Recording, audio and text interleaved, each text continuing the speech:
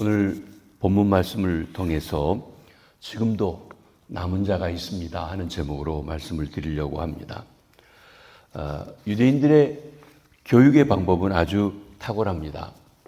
그들은 자녀가 어려서부터 고상한 꿈을 갖고 매사를 긍정적으로 생각할 수 있도록 지도하는 것입니다. 사도 바울도 그랬습니다.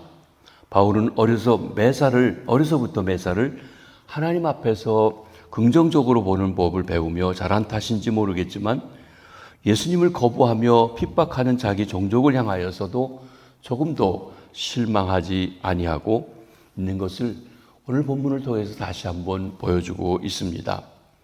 겉으로 보기에는 소망이 없는 것 같지만 하나님께서 자기 백성을 절대로 버리지 않는다는 것이 그의 믿음이었던 것입니다. 이스라엘은 복음을 이미 들었습니다. 충분히 이해했습니다. 그럼에도 불구하고 그들은 복음을 거부하고 메시아를 잡아 죽이고 구원에서 멀어졌습니다. 이는 그들이 선택받은 백성이라는 교만 속에서 불순종으로 메시아를 거부했기 때문에 그렇습니다. 그렇다면 이스라엘은 구원받을 수 있을까요? 하나님은 택하신 백성 아브라함의 후손 이스라엘을 버리신 것일까요? 이런 질문에 대해서 사도 바울은 그럴 수 없느니라고 외치면서 구원 역사에 있어서 하나님의 섭리를 소개해 주고 있습니다. 그것은 어느 시대를 막론하고 하나님은 남은 자를 통해서 일하신다는 것입니다. 남은 자, 나머지 사람이 아니라 하나님의 택하심을 받은 남은 자, 영어로 remnant가 아주 중요합니다. 왜냐하면 하나님은 모든 사람 하나하나를 다 구원하시는 것이 아니라 택하심 받은 백성, 은혜 받은 백성, 남은 자를 통해서 일하시기 때문에 그렇습니다. 이제도 은혜로 택하심을 따라 남은 자가 있다고 그랬습니다. 그것은 먼저 바울 자신의 경우를 볼 때 그렇다고 이야기하는 것입니다. 1절 2절입니다. 그러므로 내가 말하노니 하나님이 자기 백성을 버리셨느냐? 그럴 수 없느니라. 나도 이스라엘인이요 아브라함의 씨에서 난 자요 베냐민 지파라. 하나님이 그 미리 아신 자기 백성을 버리지 아니하셨나니. 이 말씀의 뜻이 무엇입니까? 사도 바울이 왜 이런 말을 했습니까? 바울 자신이 순수한 아브라함의 혈통에서 태어난 이스라엘이라고 말하고 있습니다. 그런 바울 자신이 예수 믿는 사람을 핍박하고 또 죽였습니다. 메시아를 알아보지 못하고 박해했습니다. 그럼에도 불구하고 하나님께서 그 은혜로 택하셔서 예수를 믿게 했습니다. 뿐만 아니라 지금은 그 예수를 복음을 증거하는 도구로 자기를 쓰임받고 있다고 하는 것입니다. 누구보다도 유대의 골수분자요 기독교를 박해하던 바울 자기를 하나님이 구원하여 쓰시는 것을 볼 때 아직 믿지 않고 있고 거역하고 있는 이스라엘 백성이라 할지라도 버리실 리가 없다고 하는 그의 믿음인 것입니다. 성도 여러분, 내가 구원받아 하나님의 자녀가 되고 하나님의 나라의 일에 작은아마 쓰임받고 있다면 내 가정도 구원받을 수 있고 내 형제도 구원받을 수 있고 지금 못된 짓 하고 있는 사람들도 구원받을 수 있다고 하는 것입니다. 우리 민족도 변할 수 있습니다. 하나님이 역사하시면 통일도 될 수 있다는 것입니다. 하나님의 은혜와 능력에 소망을 가지시기를 바랍니다. 내게 그 힘이 있는 것이 아니라 하나님께서 역사하실 때 가능하다는 것이죠. 하나님은 미리 아신 자기 백성을 버리지 아니하십니다. 육신의 부모도 자기 자식이 아무리 흉악한 범죄를 저지를지라도 자식을 버리지 않습니다. 가끔 영화에 보면 정말 못된 사람이 있어요. 감옥에 갇히고 저런 사람은 사형시키면 좋겠다 싶은 그런 사람이 악한 사람이 있는데 다 세상 사람들이 욕해도 한 사람은 마음에 품고 안타까워합니다. 그 부모들입니다. 이렇게 육신의 부모도 자기 자식을 버리지 않거든 하물며 하늘에 계신 아버지께서 그 자녀를 버리시겠느냐고 하는 질문인 것입니다. 하나님이 이스라엘을 버리지 않는다는 것은 성경에 나오는 엘리야 시대의 이야기 속에서도 나오고 있습니다. 구약이 가장 어두웠던 시절은 여러분 아합 왕 때입니다. 아합 왕은 가장 악한 왕 중에 하나였습니다. 아합 왕은 바알을 섬기는 이방 여인 이세벨을 부인으로 맞이했습니다. 그리고 이세벨이 시키는 대로 바알과 아세라 신을 섬길 뿐만 아니라 온 백성들에게 이 바알과 아세라 신을 섬기도록 했습니다. 바알 신, 비를 내리는 신이에요. 아세라 신, 땅의 신으로 그 비가 땅에 내려서 풍요를 가져오는 생산의 신입니다. 그래서 그들은 하나님의 사람들을 다 죽이고 나아가서는 사람들이 이 바알 종교로 개종하도록 만들었던 것입니다. 하나님의 사람들을 수없이 죽였습니다. 하나님을 섬기는 제단들도 헐어버렸습니다. 그러자 하나님께서 바알이 비를 내리는 것이 아니라 하나님이 비를 내리신 것이라고 해서 엘리야를 통해서 내가 다시 말하기까지 비가 오지 않겠다고 해서 3년 반 동안 비가 오지 않게 했습니다.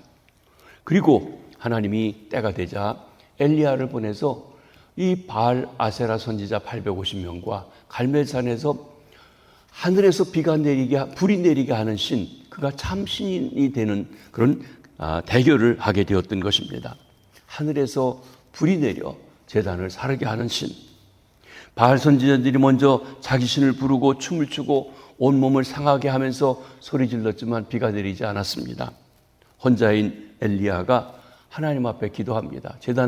무너진 제단을 다시 쌓고 구하기 어려웠던 물을 갖다 부어서 그리고 하늘에서 불이 내려서 제단을 다 불살랐던 것입니다. 그때 엘리야는 이 우상을 섬기는 선지자들 850명을 깊은 계곡에 처형시킵니다. 이스라엘엔 3년 반 동안 내리지 않던 비가 엘리야가 간절히 기도할 때 7번이나 징조를 보인 후에 그리고 나서 비가 다시 내리게 되었습니다. 엘리야는 그런 능력의 사람입니다. 하나님의 사람이었습니다. 그러나 바로 이런 연유로 엘리야는 왕비 이세벨에게 미움을 받게 되었습니다. 내가 너를 반드시 죽이겠다. 나의 선지자들을 죽인 것처럼 너도 죽이겠다. 엘리야가 이 이세벨이 두려워서 도망치지요. 엘리야가 광야길로 가서 지쳐 있었습니다. 로뎀나무 아래 죽기를 구합니다. 그러자 하나님께서는 그를 탓하시지 않고 먹이고 재우고 마시게 하고 또 먹이고 재우고 그리고 마시게 하고 그리고 그를 호렙산으로 보내십니다. 여기 중요한 일이 있습니다. 때로 하나님의 사람들도 피곤하고 지치고 힘들면 여러분 야단칠 게 아니라 먹이고 마시고 재우고 쉬게 하고 회복할 수 있도록 해야 됩니다. 하나님께서 그 시내산에서 엘리야를 만나서 물어보십니다. 엘리야야, 네가 어찌해서 여기 와 있느냐? 하나님이 몰라서가 아니라 엘리야를 통한 그의 마음의 상태와 그 생각을 물어보시는 것입니다. 그때 엘리야가 이렇게 자기 종족 이스라엘을 고발하지요. 주여, 그들이 주의 선지자들을 죽였으며 주의 제단들을 헐었으며 나만 남았는데 내 목숨도 찾고 있습니다. 온 이스라엘이 다 바알로 돌아갔고 나 혼자만 남았습니다. 라고 하는 것입니다. 이때 하나님께서 우리가 잘 아는 놀라운 말씀을 하고 계십니다. 내가 나를 위하여 바알에게 무릎 꿇지 아니한 사람 7,000명을 남겨두었느니라. 엘리야의 눈에는 이스라엘 백성들이 몽땅 다 온전히 우상 숭배에 빠진 것처럼 보였습니다. 그러나 하나님께서는 하나님을 위해서 바알에게 입맞추지 아니하고 바알에게 절하지 아니하는 경건한 사람 7,000을 남겨놓으셨다고 말씀하고 계시는 것입니다. 그러면서 하나님께서 구체적으로 일할 사람을 지목해 주십니다.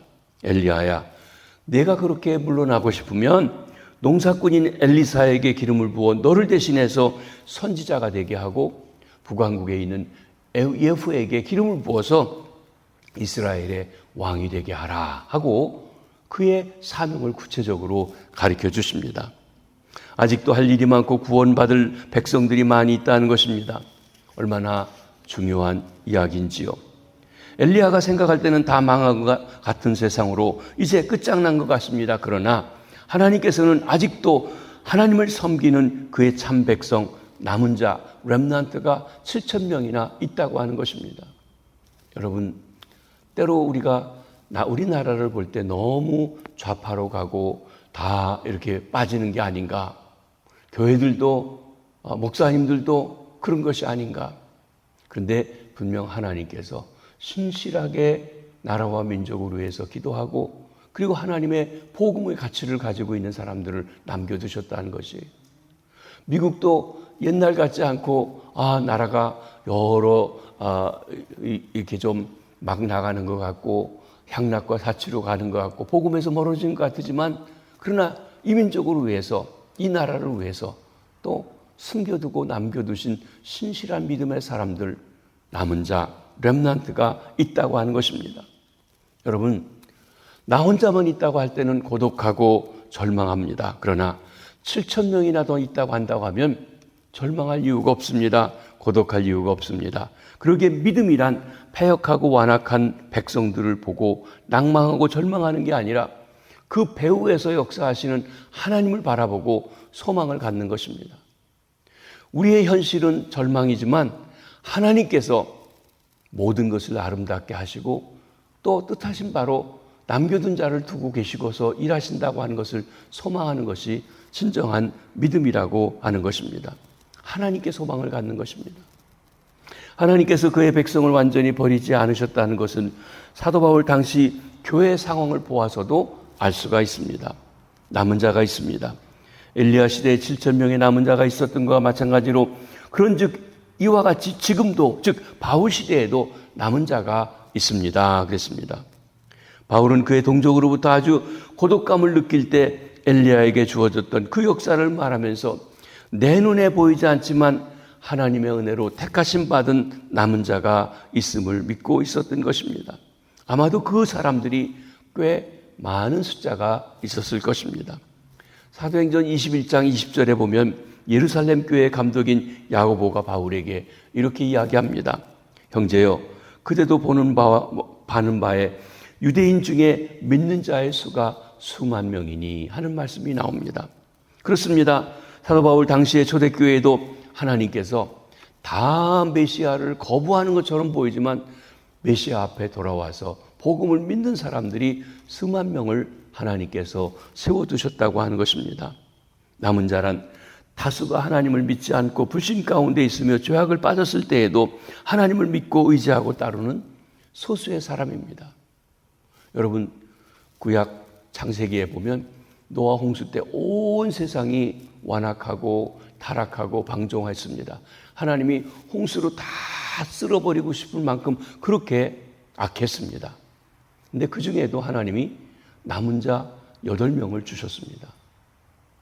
노아와 그 가족들이죠. 8명을 통해서 하나님은 새 역사를 시작하십니다. 그들이 남은 자, 렘넌트이기도 합니다. 이들은 은혜의 택하심을 따라 남은 자가 되었습니다. 이는 은혜로 된 것이지 행위로 말미암은 것이 아닙니다. 은혜와 행위는 양자택일이 아닙니다. 행위는 은혜에 대항하는 것이 아니라 은혜 안에 있는 것입니다. 남은 자가 다른 사람과 달리 어려운 상황 속에서도 믿음을 지키고 하나님을 의지하게 된 것, 하나님의 은혜입니다. 하나님의 은혜가 떠나지 않는 한 이스라엘 백성에게는 소망이 있습니다. 지금은 참담하게 보이지만 그 가운데서도 하나님의 은혜는 도도히 흐르고 있다는 것이 사도 바울이 가지고 있는 확신이요 믿음이었던 것입니다. 남은 자는 이스라엘 역사 속에 꺼지지 않고 이어져 내려오는 소망입니다. 큰 나무가 못쓰게 되어서 베어버려졌을지라도 그 그루터기에서 새순이 솟아 올라오게 되어졌습니다. 그 그루터기가 남은 자입니다. 남은 자는 분명 이스라엘 백성의 소망인 것입니다. 동시에 남은 자는 우리에게 아주 중요한 진리를 하나 가르쳐 줍니다. 지금까지 역사를 통해 입증되었지만 어느 민족이든 어느 국가이든 한 사람 한 사람 모든 사람이 다 구원받는 법은 없습니다. 오직 하나님의 은혜로 택함받아 믿음을 가지고 하나님 앞에 응답하는 사람만이 구원받게 되는 것입니다.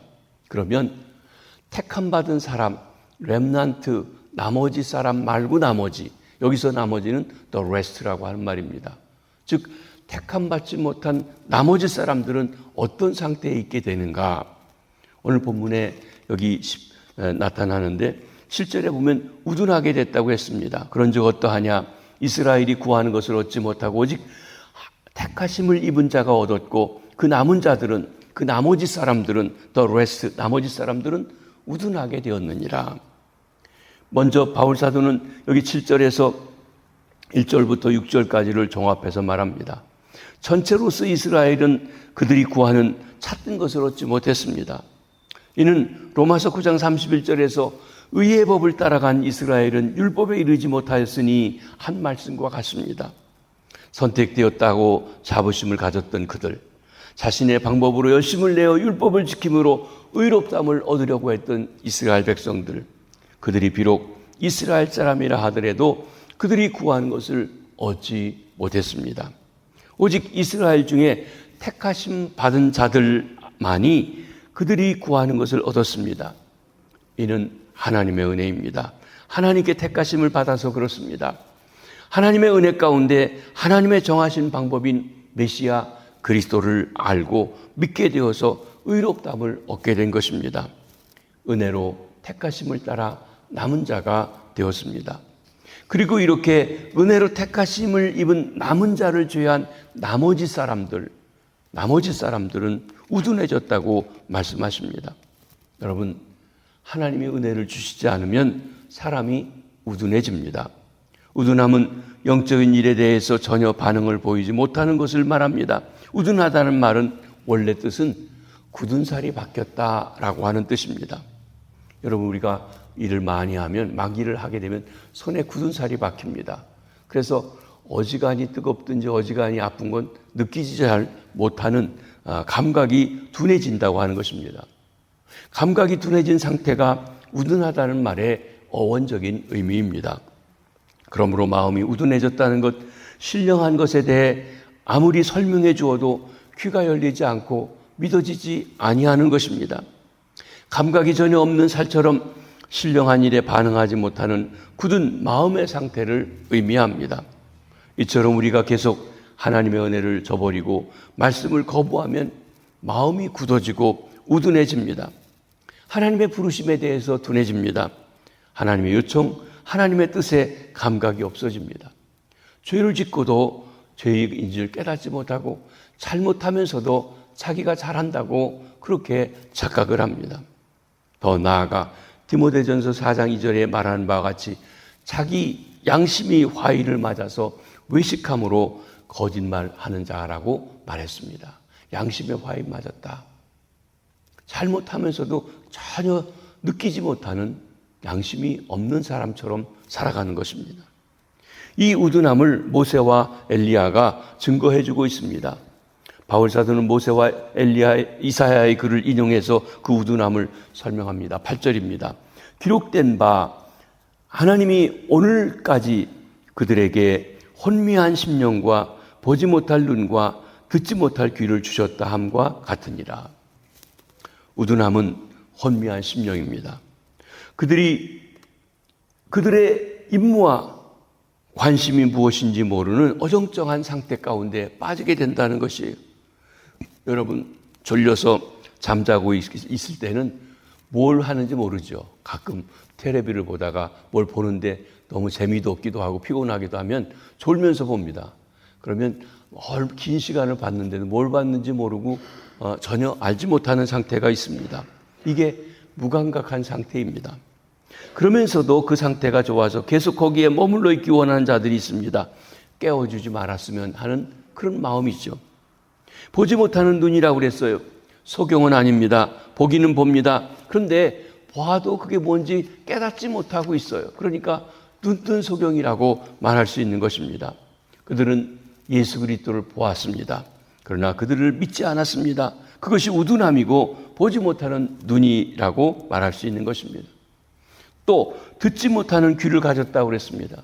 귀머거리는 아니에요. 듣기는 듣습니다. 근데 깨닫지 못합니다. 그들은 예수님의 말씀을 들었습니다. 그러나 그들은 그것을 받아들이지 않았습니다.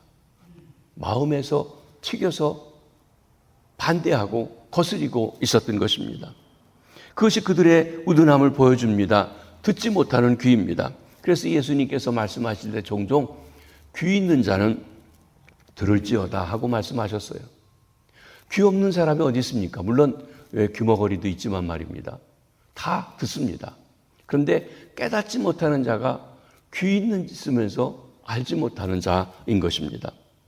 이렇게 볼 때 우둔함이 보여주는 것은 보여주어도 보지 못하고 들려주어도 듣지 못하고 그토록 안타깝게 하소연하지만 마음을 열지 못하는 것, 이게 우둔함의 상태에 있는 것입니다.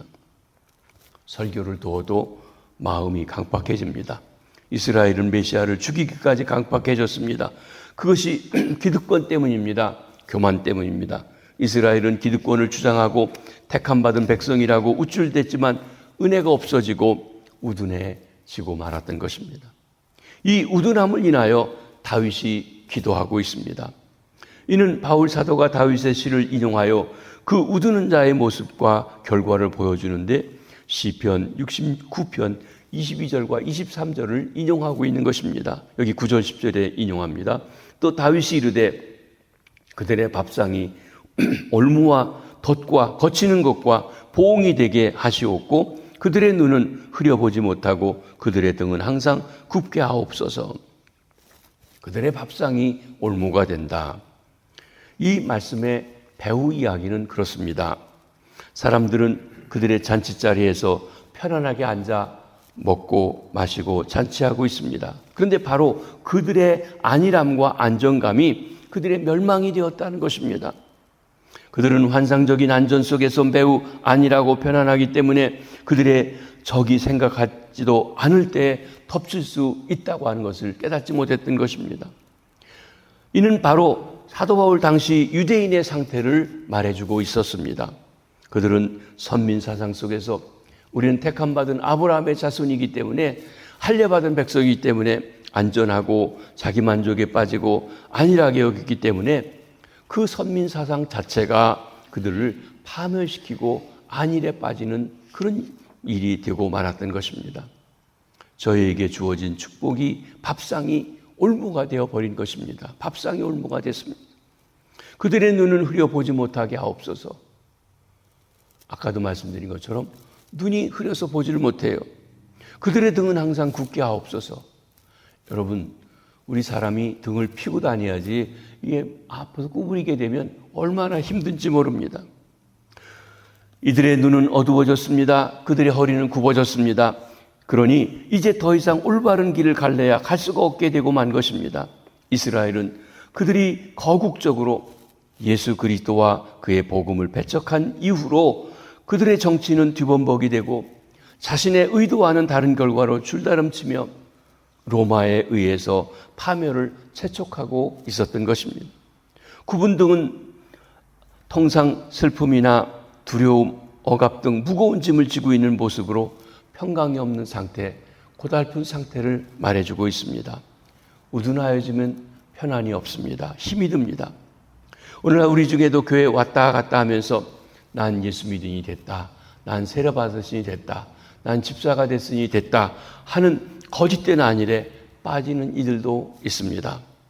종교적인 형식만 매여 있는 사람, 교회만 들락날락하는 사람, 밥상이 올무가 되고 덫이 되고 거치는 것이 된 것입니다. 여러분 중에는 이런 사람이 없기를 바랍니다. 우리는 하나님의 은혜를 떠나니가 우둔하여 지는 모습을 살펴보았습니다. 얼마나 끔찍한지요. 이에 비해서 하나님의 은혜를 입었다는 게 얼마나 크고 놀라운 축복인지 보게 됩니다. 왜 하나님께서 나 같은 사람을 은혜를 주셔서 복음을 듣게 하시고 깨달아지게 하시고 믿어지게 하시고 바른 믿음으로 응답할 수 있게 해주셨는가? 왜 하나님께서 우리 가족 중에서도 많은 친척들이 있는데 그 중에 나를 택해서 구원해 주시고 불러주셨을까? 왜 믿고 싶어 하지도 않았던 나에게 듣는 귀, 보는 눈, 깨닫는 마음을 주셨을까? 아무리 생각해도 감사하고 감사한 것입니다. 사랑하는 성도 여러분, 왜 내가 하나님 앞에 선택되어 구원받았는지 아무리 생각해도 그 이유를 알 수 없어 감격하고 감사하는 것이 은혜 받는 사람들의 자세요, 태도라고 말할 것입니다. 우리의 가장 큰 수수께끼는 왜 저 사람은 우둔하게 하셨는가가 아닙니다. 왜 하나님께서 나 같은 사람에게 은혜를 주셨는가입니다. 하나님은 어떤 환경 속에서도 신실한 사람들을 남겨두십니다. 이는 하나님의 은혜요 신실함입니다. 그렇기 때문에 지금도 아니 영원토록 남은 자가 있습니다. 우리도 바로 이 남은 자가 아닌지요?